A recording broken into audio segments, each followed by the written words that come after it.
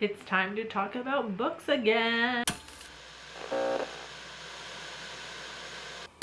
Hey there, creepy peeps. It is time to start building your spooky season TBR, which is something I thought really only happened around this time of year for us, like horror, spooky minded people, but everybody else is catching on because the bookstore I work at, they've been ravaging my horror section in August, which seems not normal for the not spooky minded people. So more people might be coming around. But this time of year always passes by faster than we want it to. So you have to have your TBR like lined up, ready to go, because I would not want you guys to go through the best time of the year and not read at least one or two spooky books. So I'm going to suggest some horror, thriller, spooky adjacent books for your consideration. Hopefully I can recommend at least one book to you from this video. And as always, please leave your own recommendations in the comments. I love giving recommendations, but I like for these videos to be a place where people can come and watch the video obviously and get a recommendation, but also get them from the comments and come back to find recommendations. In no particular order, I will start with The Taking of Jake Livingston by Ryan Douglas, which follows the titular Jake who can see ghosts. Jake has to juggle a new romance with the new kid in school, Alistair, and trying to help the violent spirit of school shooter Sawyer move on to the next plane. So this is a queer YA horror book that ended up being a single sitting read for me. Granted, I did read it while I got called to jury duty, so I had like nothing else to do but sit and read a book for a couple hours while they don't call my name ever. And thankfully, this was far from boring. I really enjoyed the sweet, like, first love kind of story between Jake and Alistair. I thought it was super cute. And the scary scenes were really doing their job. Definitely need trigger warnings for this one, particularly when it gets into Sawyer's backstory. It is not pretty. It is really disturbing.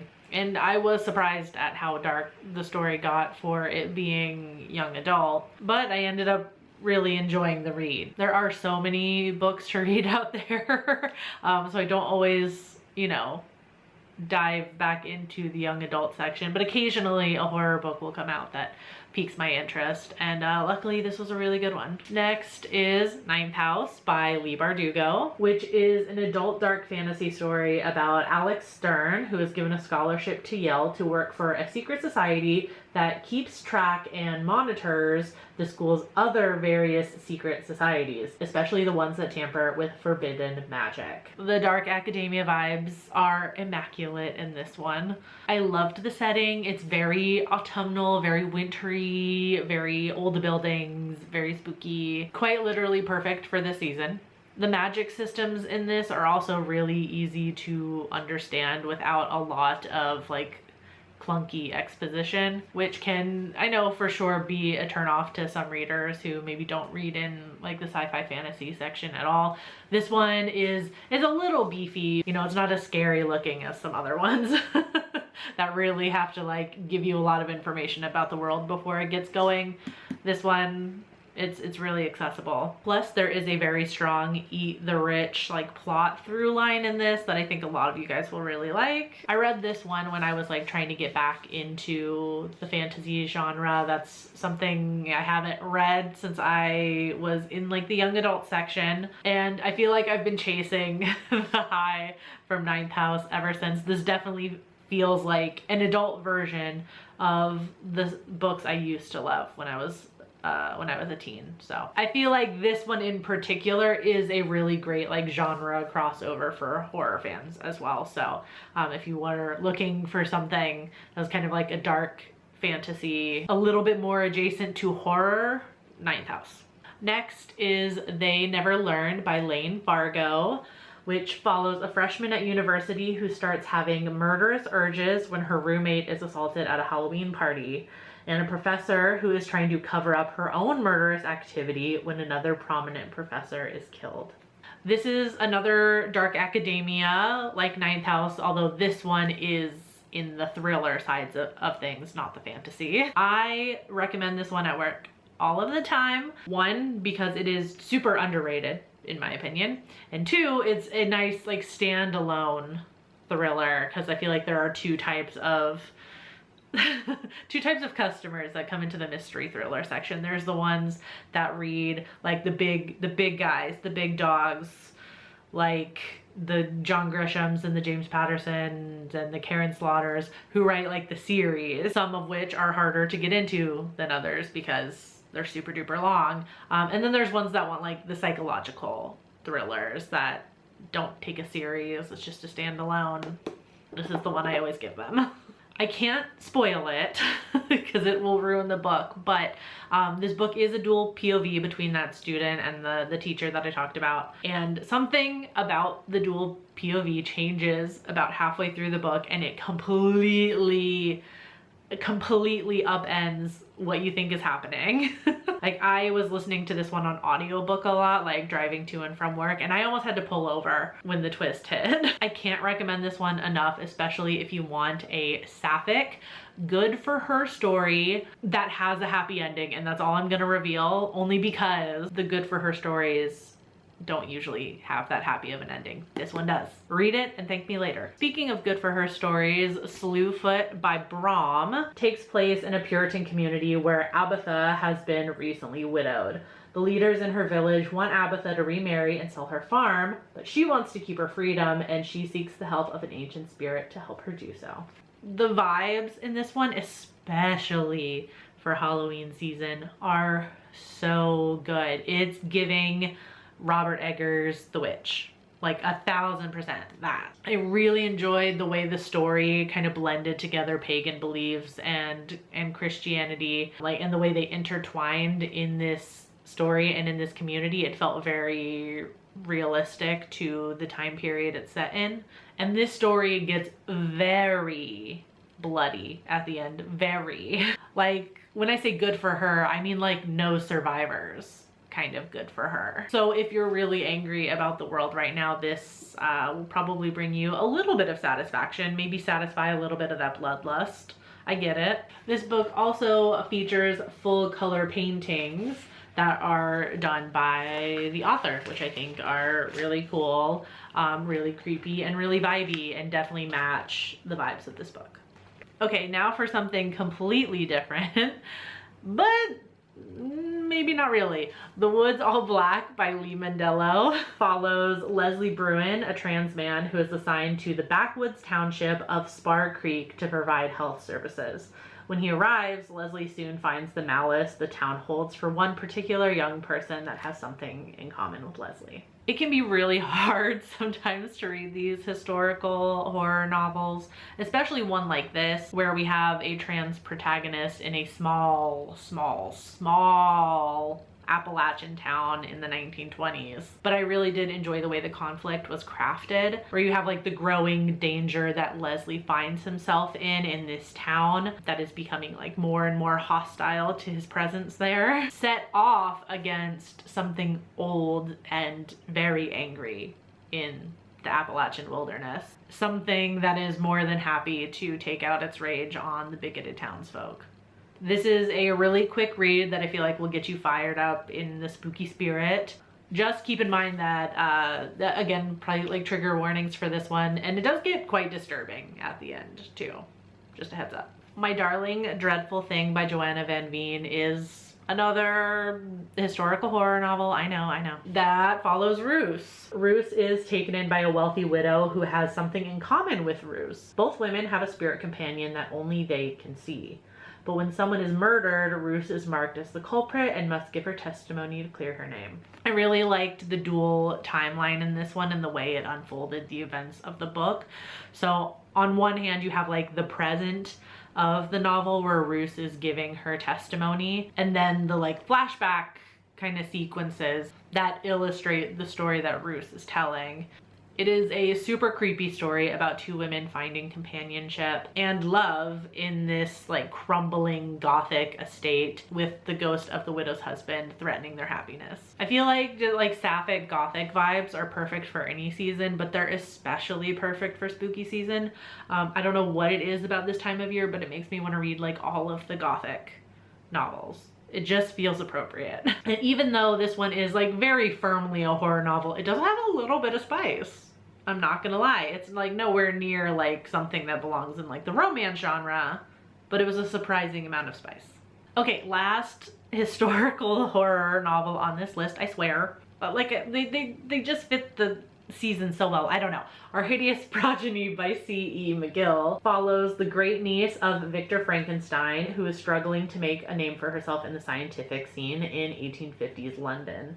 When she finds some old papers of her great uncles, Mary is sure that it will be what she needs to finally get the stuffy men of science to recognize her talents. This is a queer, feminist, I don't know, like retelling is not accurate, sequel, inspired, I don't know what the appropriate word is, novel to Mary Shelley's Frankenstein. Iconic work of like sci-fi horror fiction. I loved the academia of it all in this, especially with a character like Mary at the helm, who is kind of similar to her great uncle in that she is like interested in his work when she finds it and she's fascinated by it, but she manages to keep a clear head on her shoulders and realize very quickly that like playing God or trying to play God is not the answer. Definitely feels like C.E. McGill is somebody who read Frankenstein probably like I did, where I was just like screaming at Victor the entire time because he's a little insufferable. I will admit though, this story is kind of frustrating at times simply because of the time period Mary has to exist in. It really makes you want to scream into the void how little agency she has and how much better she is at all of these men at what she does, and it just kills me. But it helps drive you through the story because you want her to succeed so badly. In a world of many Frankenstein-inspired horror novels, this is definitely one of my favorites. Okay. All Hallows by Christopher Golden follows various town people in a New England town on Halloween night in 1984. Amongst the parties and the trick-or-treating, an ancient entity has suddenly made an appearance in the woods. The Cunning Man, and he is bent on tearing the families of this small town apart before the night is over. I was very surprised by the supernatural turn that this book took at the end. I didn't like when I read the summary, it's like, okay, the Cunning Man could be anything. It could be a supernatural entity, it could be a bit of folklore, it could be a serial killer. I didn't really know. I will say the ending took me for a ride. I was not expecting it. In ways, I still feel like I'm digesting it a little bit and deciding whether I really liked it, which I know is not selling the book super well, but the vibes of this book are so good. Like it's Halloween in the 80s. It's like that's like everyone's favorite decade, right? In Massachusetts, no less. Like it's spooky season bait. It doesn't get any more quintessential spooky season than that. If nothing else on this list makes you feel like it'll get you into the spooky season vibes, this one definitely will. Next up is Cackle by Rachel Harrison, which follows a teacher who, after a bad breakup, moves to a small picturesque town. There she falls in with an enigmatic woman that the townspeople seem weirdly wary of. I'll tell you right off the bat, if any of you out there, after hearing that summary, were hoping what I was hoping, this is not sapphic, unfortunately. Although I was really hoping it would turn out that way. However, I loved the story so much that I can forgive the novel that one slight. I was obsessed with Sophie, who is the older woman that everyone in the town seems to be like weirdly afraid of. Her mysterious mansion in the woods, the like tiny what I only could imagine in my head as like a Stars Hollow type of town. So fucking cozy. And the friendship between Annie and Sophie is so good. Annie learns from Sophie to like take what she wants, stop beating herself up so much, stop obsessing over her ex and like relying on men in general for happiness, and to just rely on herself and her own power for her happiness. That's like the healthiest way you could be. And of course some magic is thrown in there to complete the metaphor of like these townspeople being afraid of single women who don't need a man and who are like content with themselves and happy with themselves and their own power. I was so pleasantly surprised by this when I read it. The fall vibes are perfect, especially if you live somewhere like not like where I live in Florida and you actually have like seasons and you experience the season of autumn. I don't know what that's like. Can only live vicariously through books like this. All right, my last suggestion is a little on the nose for spooky season, but it's like, it can't be helped. Long Live the Pumpkin Queen by Shay Earnshaw is a sequel to The Nightmare Before Christmas that follows Sally, who is now the Pumpkin Queen. Struggling to fit into her new role and her newfound freedom, Sally accidentally finds a new holiday door and she unleashes something that puts Halloween Town and all of the other holiday worlds in jeopardy. Is it a little silly? Yeah. Does The Nightmare Before Christmas need a sequel? No. But it's still fun, okay? Like so many of you watching this, I'm sure. I love Halloween Town. I love the world of Halloween Town in A Nightmare Before Christmas. And I will gobble up as much of it as I can because I want to live there, actually, forever and for all of time. And I can't. So this is what I have. And what do you think all of this is? Where do you think all of this behind me started? It started with me wanting to live in Halloween Town forever. I feel like I'm getting like preemptively defensive about this choice, and I shouldn't be. It's a great book, actually. It's actually really good. I love that we get to focus on Sally in this story because her story in the like original movie is so sad because she just wants to be free and she just wants to do what she wants to do and not be under the stupid fucking thumb of Dr. Finkelstein. So I loved seeing her have her own story. I loved seeing her have her own like little adventure and to save Halloween Town herself. And the story takes us into the other holiday worlds as well, so we get to see a little bit of what like what's behind the Valentine's Day door and the St. Patrick's Day door and even the Thanksgiving Day door, which I mean that's always gonna be fun. So there you have it. Those are my book recommendations for your spooky season TBR. Like I mentioned earlier, I hope I gave you at least one book recommendation from this video, and I hope that you will share some spooky season book recommendations for your fellow horror readers in the comments. And myself as well, because I cannot stop buying books. It's becoming a problem. I say it's not becoming a problem, it is a problem. Thank you so much for watching this video. I will see you soon with another one. Until then, stay strange. Bye.